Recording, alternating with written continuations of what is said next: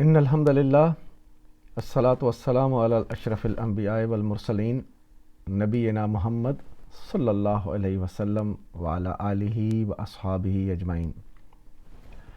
میرے نہایت ہی محترم ناظرین اکرام، السلام علیکم۔ آپ کیو ڈاٹ گرامر دیکھ رہے ہیں اور میں آپ کا ہوسٹ شاہد ملک۔ آج ہم انشاءاللہ سورہ الناس پر احتسابی نکات کا جائزہ لیتے ہیں۔ تو چلتے ہیں سورہ الناس کے احتسابی نکات۔ اعوذ باللہ من الشیطان الرجیم، بسم اللہ الرحمن الرحیم۔ قل اعوذ برب الناس مالک الناس الہ الناس من شر الوسواس الخناس الذی یوسوس فی صدور الناس من الجنۃ والناس۔ اس سورہ مبارکہ میں پناہ طلب کی گئی ہے لوگوں کے رب سے، مالک و بادشاہ سے اور لوگوں کے الہ سے۔ یعنی جو پہلی 3 آیات ہیں ان میں پناہ مانگی گئی ہے لوگوں کے رب سے اور لوگوں کے مالک اور کائنات کے مالک اور لوگوں کے الہ سے۔ قرآن میں الہ کا لفظ 2 معنی میں استعمال ہوا ہے۔ ایک وہ جھوٹے معبود جنہیں لوگوں نے خود سے الہ کا درجہ دے رکھا ہے، اور دوسرا وہ مفہوم اس حقیقی الہ کا ہے جو اصل میں معبود برحق ہے۔ پناہ دینے کی قدرت اسی رب، مالک اور الہ کے پاس ہے، اسی کی طرف رجوع ہے۔ تو اس سورہ مبارکہ میں جو اہم بات بتلائی گئی ہے کہ لوگوں کو سب سے پہلے تو یہ بات سمجھ میں آنی چاہیے کہ ہمیں دنیا میں مصیبتوں اور پریشانیوں سے پناہ کس کی طلب کرنی ہے؟ اس خالق و مالک اور اس رب اور اس الہ کی جو اصل میں حقیقی الہ ہے۔ اور لوگوں نے جب سے یہ دنیا قائم ہوئی ہے، اور انبیاء کا سلسلہ بھی اسی وجہ سے شروع کیا گیا ہے کہ لوگوں نے اپنے اصل الہ کو بھلایا، اپنے اصل معبود کو بھلایا، خود ساختہ الہ بنا لیے، تو انہی الہوں کی جو ہے یہاں پہ نفی، اور جو اصل حقیقی الہ ہے اس کی پناہ کی طلب کی بات ہو رہی ہے۔ من شر الوسواسی، وسوسہ کا مطلب کسی کے دل میں غیر محسوس طریقے سے بری بات ڈالنا۔ وسواس، اس میں تکرار کا مفہوم ہے کیونکہ انسان پہلی کوشش سے نہیں بہکتا۔ یعنی فطری طور پر انسان جو ہے وہ غلط راستے پہ نہیں چلتا، لیکن بار بار جب اس کو پھسلایا جائے، بار بار جب اس کو غلط راہ دکھائی جائے اور اس کی ترغیب دلائی جائے تو تبھی جا کے وہ بہکتا ہے، تبھی جا کے وہ اصل راہ کو چھوڑتا ہے۔ تو شیطان جو ہے اس کو وسواس کہا گیا، خناس کہا گیا، وہ اسی لیے کہ وہ بار بار حملہ کرتا ہے، بار بار دلوں میں وسوسے ڈالتا ہے اور بار بار چھپ کر حملے کرتا ہے۔ بار بار کوشش کی جائے تب ہی انسان بہک سکتا ہے، اسی لیے وسواس کا لفظ آیا ہے۔ من شر الوسواسی الخناسی، خناس خنوس سے ہے اور مطلب ظاہر ہو کر چھپ جانا۔ خناسی میں مبالغہ کا صیغہ ہے، یعنی بار بار سامنے آنا اور پیچھے ہٹ جانے والا۔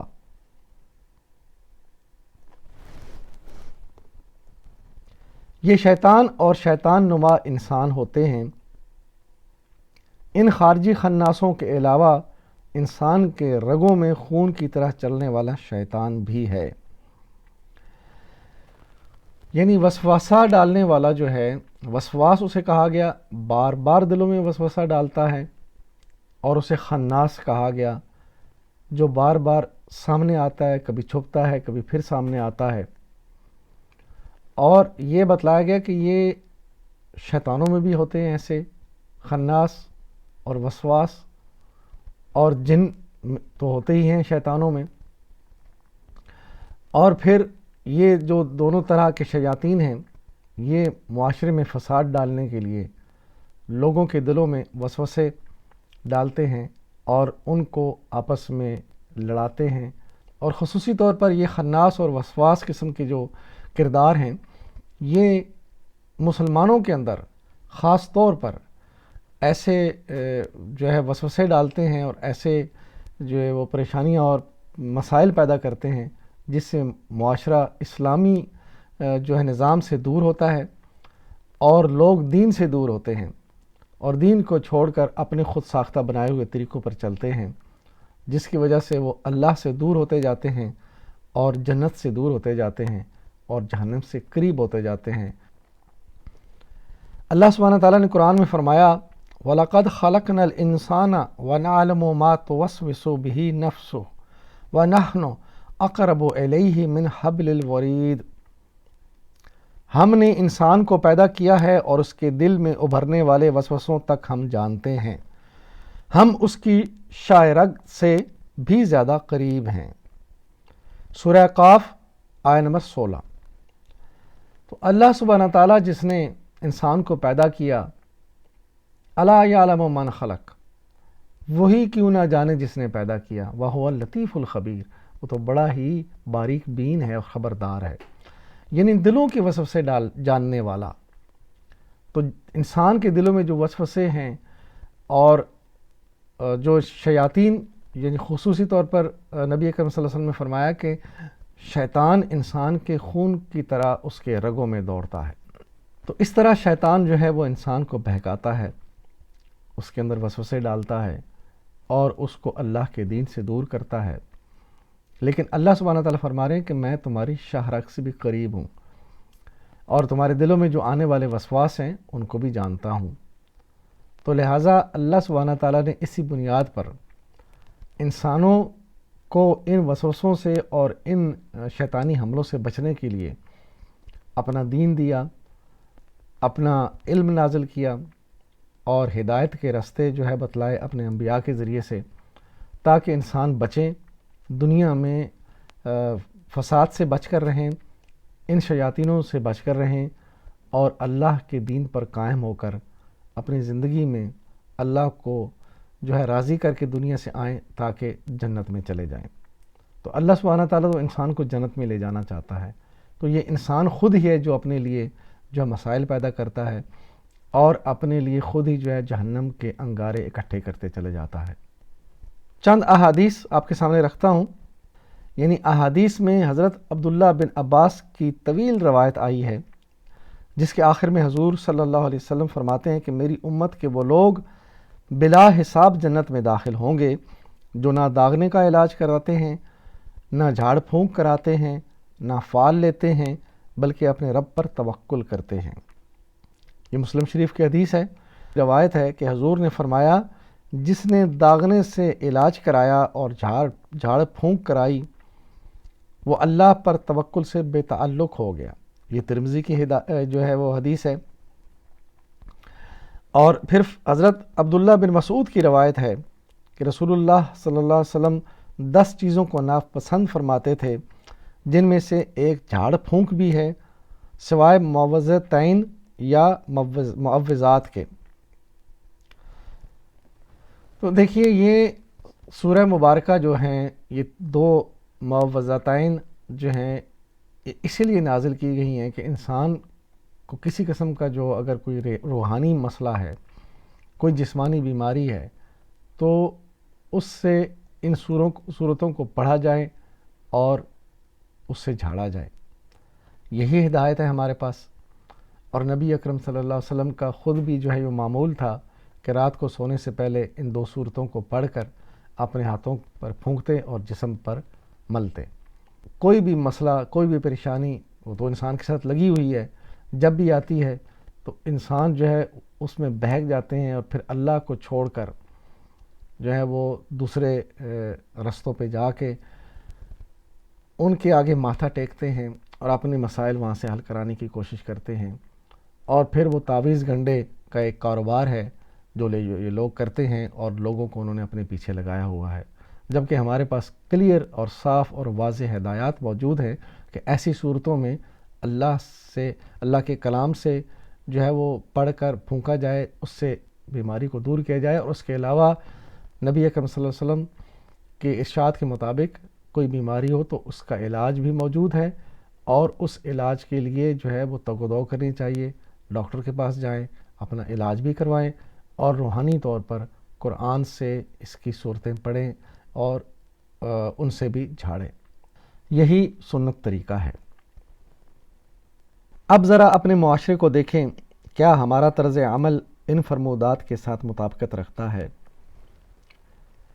یعنی دیکھیے، سب سے پہلے تو یہ ہمیں دیکھنا پڑے گا کہ کیا ہمیں یہ ہدایات جو ہیں وہ معلوم ہیں، کسی نے ہمیں بتایا ہے، اور اگر نہیں بتایا اور نہ ہی ہم نے خود پڑھا ہے کہیں پر، تو پھر ہماری بہت بڑی بدبختی ہے کہ ہمارے پاس اتنی زبردست ہدایات ہونے کے باوجود ہم ذرا سی مشکل، ذرا سی پریشانی میں جب آتے ہیں تو کن کن دروں پر جا کر ہم اپنے ماتھے ٹیکتے ہیں، اور کس طرح ہم جو ہے غیر اللہ کے پاس جا کر اپنی مشکلات میں ان کو پکارتے ہیں، اور ان سے جو ہے وہ اپنی حاجات روائی کے لیے جو ہے وہ امیدیں لگاتے ہیں۔ یہ بڑی بدبختی ہے ہماری، قرآن سے دوری اور اللہ کے دین سے دوری اور اللہ کے نبی اکرم صلی اللہ علیہ وسلم کی سنت سے دوری ہونے کی وجہ سے ہم ان مسائل میں گھرے ہوئے ہیں، اور ہمیں چاہیے کہ ہم اپنا جو ہے آخرت کو سنوارنے کے لیے، اپنی زندگی کو درست کرنے کے لیے اللہ کے دین کی طرف پلٹیں، اللہ کے کلام کی طرف پلٹیں، اور اللہ کے نبی اکرم صلی اللہ علیہ وسلم کی سنتوں کی طرف آئیں۔ جی، احادیث نبوی ہم دیکھ رہے ہیں۔ مسلم میں ابو سعید خدری کی روایت ہے کہ ایک مرتبہ نبی صلی اللہ علیہ وسلم بیمار ہوئے تو جبرائیل علیہ السلام نے آ کر پوچھا کہ اے محمد صلی اللہ علیہ وسلم، کیا آپ بیمار ہو گئے؟ تو آپ نے فرمایا ہاں۔ تو انہوں نے کہا بسم اللہ ارقیک من کل شیء یؤذیک من شر کل نفس او عین حاسد اللہ یشفیک بسم اللہ ارقیک۔ میں اللہ کے نام پر آپ صلی اللہ علیہ وسلم کو جھاڑتا ہوں ہر اس چیز سے جو آپ کو اذیت دے، اور ہر نفس اور حاسد کی نظر کے شر سے اللہ آپ صلی اللہ علیہ وسلم کو شفا دے، میں اس کے نام پر آپ کو جھاڑتا ہوں۔ تو دیکھیے ہم کتنے بد نصیب ہیں کہ ہمارے پاس اس قدر ہدایات موجود ہیں، اتنی بہترین ہدایات کہ جبرائیل علیہ السلام آ کر آپ کو سکھا رہے ہیں، اور آپ کی بیماری میں شفا کے لیے اللہ کے کلام پڑھ کر آپ کے اوپر پھونک رہے ہیں۔ تو ہم دیکھیں کدھر جاتے ہیں، کہاں کہاں جا کر اپنی امیدیں لگاتے ہیں، اور اللہ کو چھوڑ کر کن کن دروں پر جا کر اپنے ماتھے ٹیکتے ہیں۔ یہ سوچنے کا مقام ہے۔ بیماری کی صورت میں ڈاکٹر سے علاج کروانا ضروری ہے، وہ بھی احادیث نبوی سے ثابت ہے۔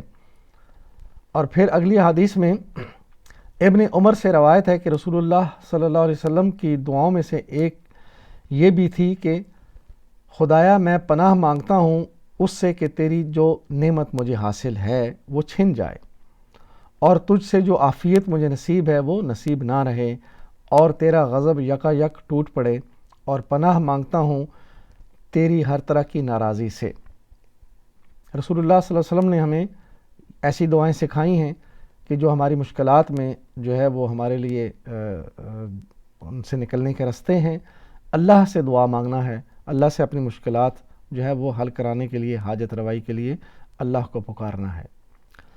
روحانی علاج کے لیے قرآن و احادیث پہ عمل کرنا ہوگا۔ جس قدر ہم اللہ کے کلام کو سمجھ کر اس پہ عمل کریں گے، نبی اکرم صلی اللہ علیہ وسلم کے احادیث کو سمجھ کر ان پہ عمل کریں گے، تو انشاءاللہ ہماری زندگی میں کوئی پریشانی آئے گی بھی نہیں، اور اگر آئے گی تو اللہ کا توکل جو ہے وہ ہمارے ساتھ ہوگا، اور اللہ تعالی ہمیں اس پریشانی اور مشکل سے نکالے گا۔ آخر میں یہ معوذتین جو ہیں ان کے بارے میں مولانا مودودی کا ایک تبصرہ ہے، بڑا ہی جو غور طلب ہے. دیکھیے ذرا سورہ فاتحہ اور ان صورتوں کی مناسبت، یعنی پہلی سورہ جو ہے سورہ الفاتحہ اور آخری یہ 2 صورتیں ہیں، ان کے درمیان کیا ربط ہے، یہ مولانا مودودی نے تھوڑا واضح کرنے کی کوشش کی ہے. لکھتے ہیں آخری چیز جو معوذتین کے بارے میں قابل توجہ ہے وہ قرآن کے آغاز اور اختتام کی مناسبت ہے. اگرچہ قرآن مجید ترتیب نزول پر مرتب نہیں کیا گیا، مگر 23 سال کے دوران مختلف حالات اور مواقع اور ضروریات کے لحاظ سے نازل ہونے والی آیات اور صورتوں کو رسول اللہ صلی اللہ علیہ وسلم نے بطور خود نہیں بلکہ ان کے نازل کرنے والے خدا کے حکم سے اس شکل میں مرتب فرمایا جس میں ہم اب اس کو پاتے ہیں. اس ترتیب کے لحاظ سے قرآن کا آغاز سورہ فاتحہ سے ہوتا ہے اور اختتام معوذتین پر. اب ذرا دونوں پر ایک نگاہ ڈال لیجئے. آغاز میں اللہ رب العالمین رحمان و رحیم اور مالک یوم الدین کی حمد و ثنا کر کے بندہ عرض کرتا ہے کہ آپ ہی کی میں بندگی کرتا ہوں اور آپ ہی سے مدد چاہتا ہوں، اور سب سے بڑی مدد جو مجھے درکار ہے وہ یہ ہے کہ مجھے سیدھا رستہ بتائیے.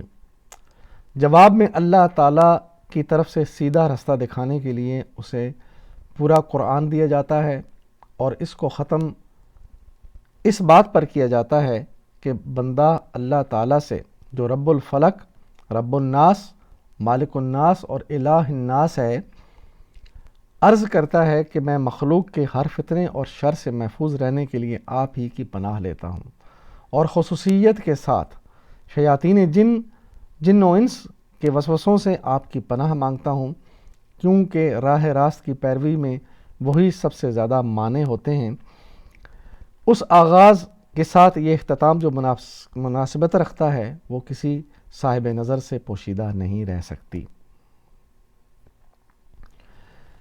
الحمدللہ یہ ایک تبصرہ بڑا ہی زبردست ہے کہ شروع میں جب قرآن پڑھنا ہم شروع کریں تو ہم یہ عہد کرتے ہیں کہ اے اللہ ہم تجھی سے مدد لیتے ہیں اور تیری ہی عبادت کرتے ہیں، اور تو ہمیں سیدھا رستہ دکھا.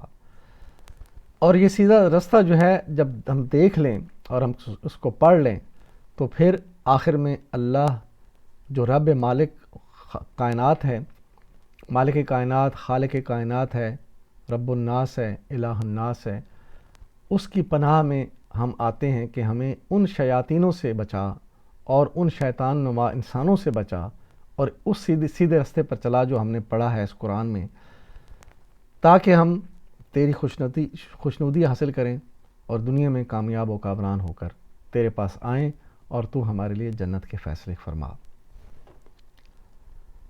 آخر میں اللہ سے دعا ہے کہ اللہ تعالی ہمیں قرآن سے ہدایت لینے کی توفیق عطا فرمائے. میری زندگی کا مقصد تیرے دین کی سرفرازی، میں اسی لیے مسلمان، میں اسی لیے نمازی. اللہ کے فضل سے ہم نے آخری 14 صورتیں جو ہیں وہ کور کی ہیں، اور ان کے احتسابی نکات بھی آپ کے سامنے آئے. اللہ سے دعا ہے کہ اللہ تعالی ہمیں جو ہم نے پڑھا سنا، جو سمجھا، اس پہ قائم رکھے، اور یہ جو کوشش ہے اس میں برکت ڈالے.